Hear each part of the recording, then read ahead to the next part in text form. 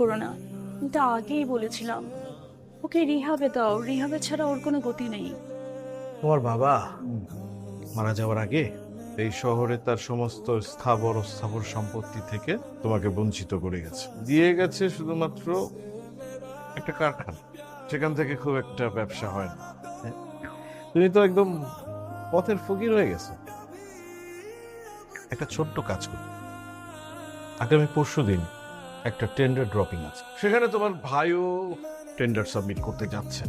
আমার দরকার তোমার ভাইয়ের ড্রপিং টেন্ডারটার একটা কপি। 3 কোটি টাকা আর 10 কোটি টাকার একটা ফ্ল্যাট।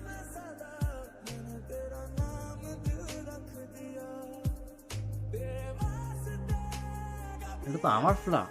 ফ্ল্যাট এটা আপনার? জি। ও হাই, ফ্ল্যাট তো আমারও। কি বলেন? এই মিয়া ফাইজলামি করেন? আপনার ফ্ল্যাট মানে? আমার ফ্ল্যাট, আমি এখানে থাকতাম 3 বছর ধরে। আমি একটু বিদেশে থাকি তো তো আমি তো 3 বছরের ফ্ল্যাট সেল করে নেই। গভর্নমেন্ট না 100 বছরের জন্য ফ্ল্যাট দেয়, আমি 3 বছরের জন্য দেওয়া শুরু করছে নাকি আজও? আমি তো বুঝতেছি না। এই যে হ্যালো, হ্যাঁ, রাহান সাহেবের কাছ থেকে আমি নগদ টাকা দিয়ে কিনেছি এই ফ্ল্যাট। এটা আমার ফ্ল্যাট। ওই পাগলামি অন্য জায়গায় গিয়ে করেন। যান মিয়া যান।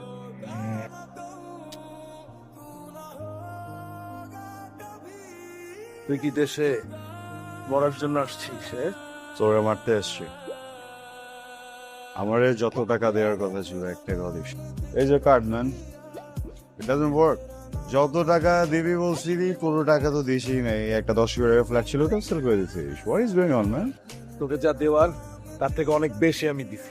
তুই রাস্তায় রাস্তায় ঘুরতে বুঝছিস, আর রাস্তার ঠিকাদার ছিলি।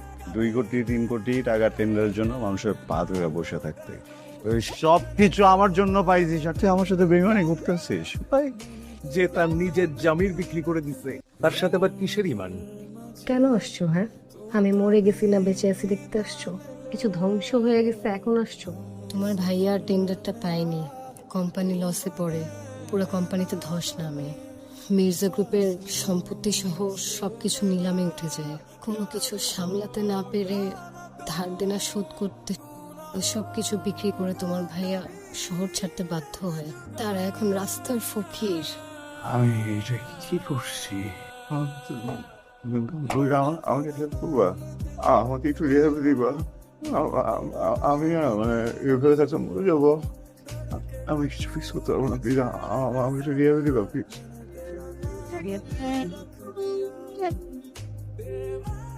তুই কেন এসেছিস? আমাকে মাফ করে দাও ভাইয়া, আমি না না বুঝে সব ভুল করছি, প্লিজ আমাকে মাফ করে দাও না।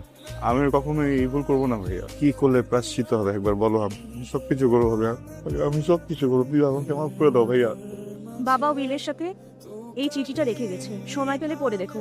আমাদের আর কিছুই বলেনি। আমি অমনি করে ভুল করে ফেলছি ভাইয়া, ওকে প্লিজ। এখানে এত বড় বড় বিগ শটরা নিজেদেরকে উইথড্র করে নিল, আর আপনি আমার এগেনস্টে ফাইট করে গেলেন। তো অনেক বড় মুখের পাট, ভীষণ বড় মুখের পাট। কিন্তু টেন্ডারটা তো আমি নেইনি।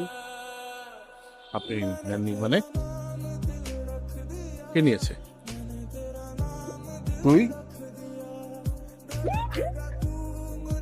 Oh, I see. Both of you are connected, huh? তুই আমার সাথে টক্কর দিচ্ছিস একটা টেন্ডার জিতে, তুই আমার সাথে টক্কর দিয়ে ফেললি। সানিয়াত মির্জা একটা নেশাখোর, লম্পট, একটা মাতাল, ভ্যাগাবন্ড, একটা ফকির ছেলে তুই। হ্যাঁ, এটা যদি কোনো নেশার কন্টেস্ট হতো তাও আমি মানতাম যে আমি তোর কাছে হার মেনে নিতাম। বাবা, এটা তো বিজনেস, এটা আমার ফিট না, যেখানে তুই একটা দুধের বাচ্চা, একটা শিশু। হ্যাঁ, তুই লক্ষ্মী সোনা, চাঁদের কোনা, একটা পাখি বাচ্চা। মির্জা পরিবারের কারণে হাত দেওয়ার আগে 10 বার ভাবতে হবে। তানিয়াতের বড় ভাই এখনো বেঁচে আছে।